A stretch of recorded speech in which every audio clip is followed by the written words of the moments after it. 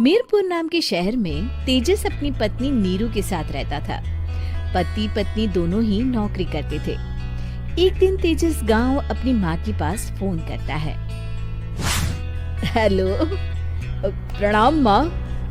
जीते रहो माँ, तुम दादी बनने वाली हो। अरे वाह, ठीक है बेटा, मैं कल ही आती हूँ। जब माँ जी शहर पहुंची तो बेटे बहू ने बहुत अच्छे से स्वागत किया। लीजिए माँ जी, चाय। अरे गर्मा गर्म पकोड़े ले आओ माँ के लिए। नीरू रसोई में गई और 2 मिनट में ही पकोड़े ले आई। जी ये लीजिए। बहू जादू से बनाए हैं क्या? अभी तो रसोई में गई थी। यम्मी।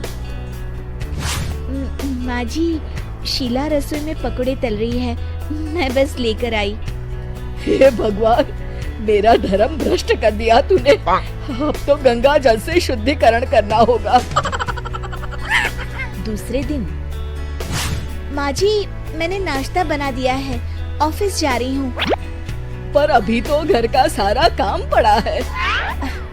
शीला आती ही होगी, झाड़ू पोछा बर्तन कपड़े वो सब कर लेगी। हमारे जमाने में घर का सारा काम हम ही करते थे। जी माँ जी, आप बहुत होशियार हैं, मैं घर ऑफिस दोनों नहीं संभाल पाती। तो जरूरत क्या है घर से बाहर जाकर चाकरी करने की?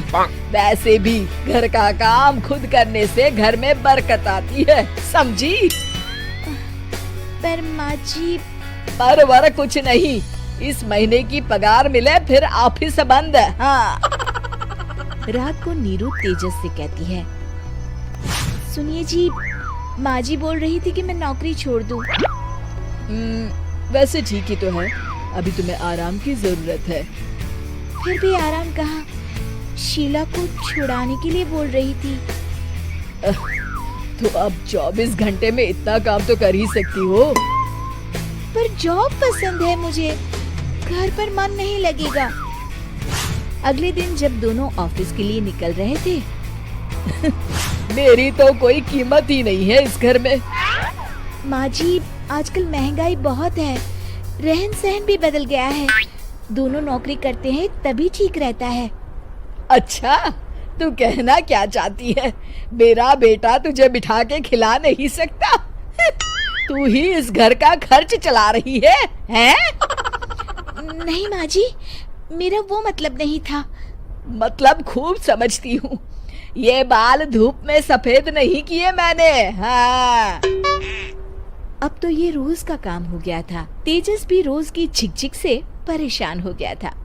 एक दिन उसने कहा, नीरू, वैसे भी तुम्हें मैटरनिटी लीव मिलने वाली है, तो अभी से ही छुट्टी ले लो। पर क्या, मेरी सैलरी अच्छी खासी है। आखिर नीरू ने रिजाइन कर दिया। जब बच्चा हुआ तो घर में सब बहुत खुश हुए। कुछ दिनों बाद तेजस फाइल देख रहा था। क्या हुआ तेजस, कुछ परेशान लग रहे हो?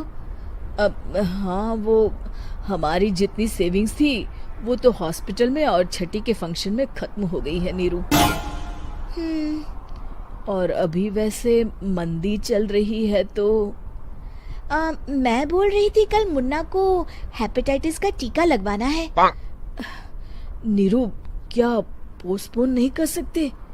नहीं जी, बिल्कुल नहीं। अब तेजस को समझ में आ रहा था कि उससे गलती हुई है। पैसों की कमी का असर घर के माहौल पर भी पड़ रहा था। अगले दिन, बेटा मेरा चश्मा और ये दवाइयाँ ले आना, पर्चा देते हुए माँ जी ने कहा।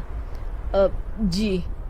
तेजस, मुन्ना के लिए दूध का डिब्बा और डायपर भी ले आना, और ये किराने के सामान की लिस्ट है, इसे भी लाना है।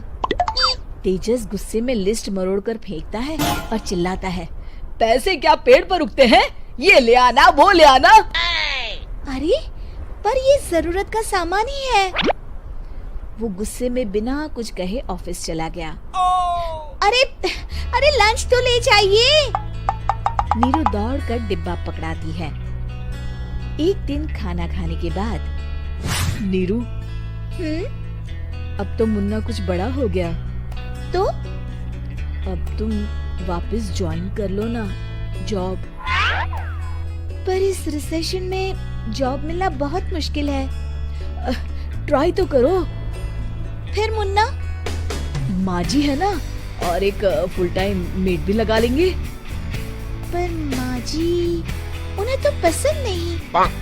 तभी माँ जी वहाँ आ जाती है और प्यार से नीरू के सर पर हाथ फेरते हुए बोलती है, अब मेरी समझ में आ गया बहू, पहले के और अब के समय में अंतर है।